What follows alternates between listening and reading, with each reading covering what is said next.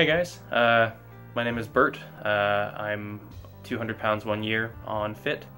I've been there about 3 years. I used to be really fat, then I got really skinny, then I started lifting. So that's the really abridged version. So yeah, I'm doing front squats, followed by incline bench press. That's the hypertrophy workout in the Powerlifting to Win Intermediate Transitional program. I'm actually cramming 2 workouts into one day because I had trigger warning. My girlfriend came over and we had a bunch of stuff to do on Tuesday. So I did Wednesday's workout and then followed it up with light fluff work for Tuesday. The front squats were actually feeling really good this week. Other than the dude who wanted to work in with me so that he could use the power cage to do pull-ups. So that's why that guy is staring at me really awkwardly. Yeah, there's only 2 places to do pull-ups in the 24-hour that I work, and one of them's the power cage, and that's the only one that has a reasonable grip, and then the other one's this really tiny narrow bar, and it hurts everybody's fingers, so nobody wants to use it. This set was a little weird because I'm doing that thing that Rip is don't ever go against the whatever. So yeah, I'm walking out of it just so I can see what my front squats look like from the front, and squatting without a mirror feels really awkward, and then of course trying to back up into it felt okay. It actually felt okay, but this was my 3rd set in, so I was starting to get kind of tired. So yeah, there's a bit of form breakdown, but it's still the weight is still moving, and I still get it done relatively easily. The hardest part is getting it back into the rack, and I actually got it wedged into the catch for it, and so that was kind of annoying.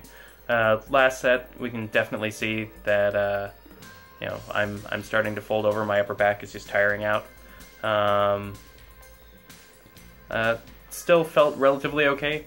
No bicep strain from it, from trying to wedge it back up onto my shoulders. A lot of people tell me that I have really weird wrist mobility. I don't really know what they're talking about. I don't know. If someone could explain that to me in the comments or something, that would be cool. Because it doesn't seem all that weird to me.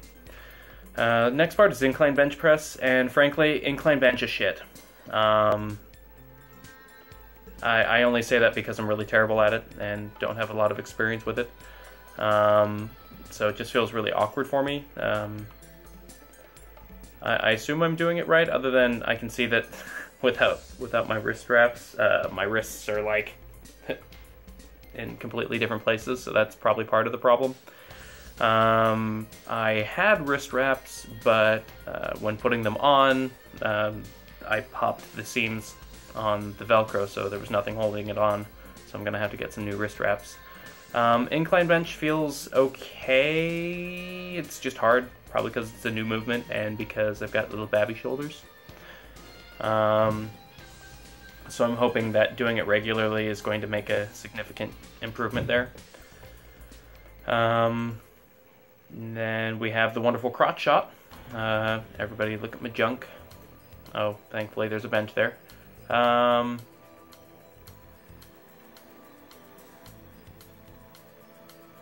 Yeah, there's really not a whole heck of a lot to observe there, other than, over the face I make when I'm I hate it.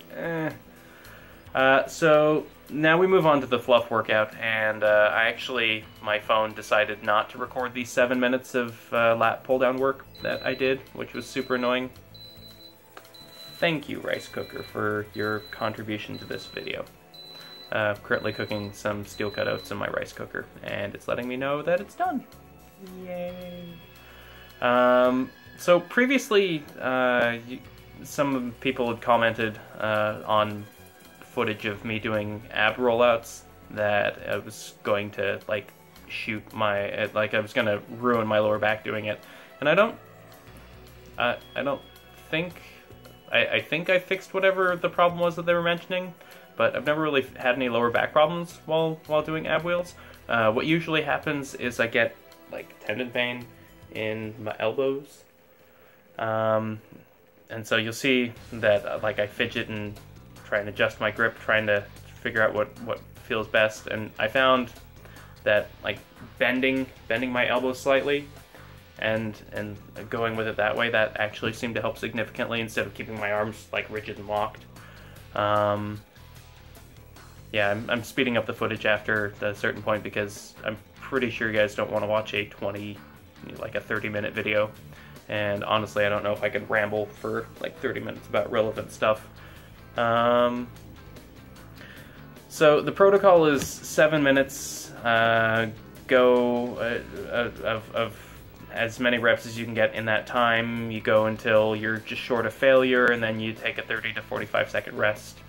And so I felt really awkward just kind of sitting there twiddling my thumbs and, you know, staring out at all the other lifters, and, you know, figure nobody really wants to be stared at. So that's when I grabbed my really ghetto 1.25 pound weights that I made from some plumbing equipment that I bought at the local hardware store, and started doing the cup game.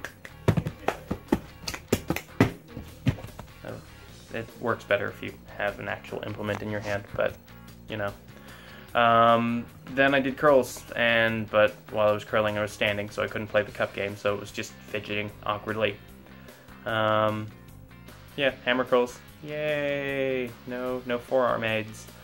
Also trying to shake my arms to try and get some of the pump out. So now we move on to the mobility work. There's a few stretches that I'm working on because they're supposed to help with the new squat stance. This one is the rocking frog stretch. It's a really good stretch for hip and groin. Hips on the way back, groin on the way forward. It feels pretty uncomfortable, but I don't know. It seems to be helping in that the wider stance back squat is feeling a lot better. It does look really awkward, and I hate doing it with like other people in the room, but because it does look like I'm awkwardly humping the floor. Then I move on to the couch stretch, which is another really good one. It's good for opening up the hips, and it gets me a really good quad stretch. The catch is it hurts. It flat out sucks. I hate it. The entire time I'm doing it, I'm just going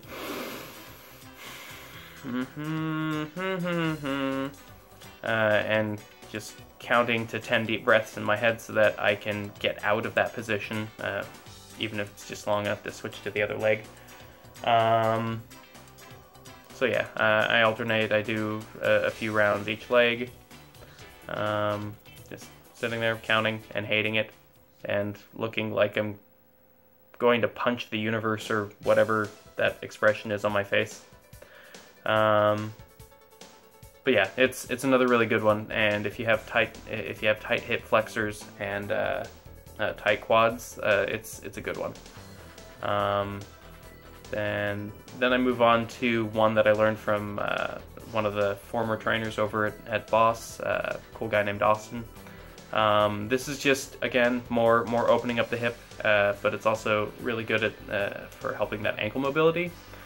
So I focus on trying to get my butt as far down as I can get it, and you know, rock around side to side and forward and back a little bit just to get a stretch in my ankles, and while trying to maintain, you know, shoulders back and upright posture,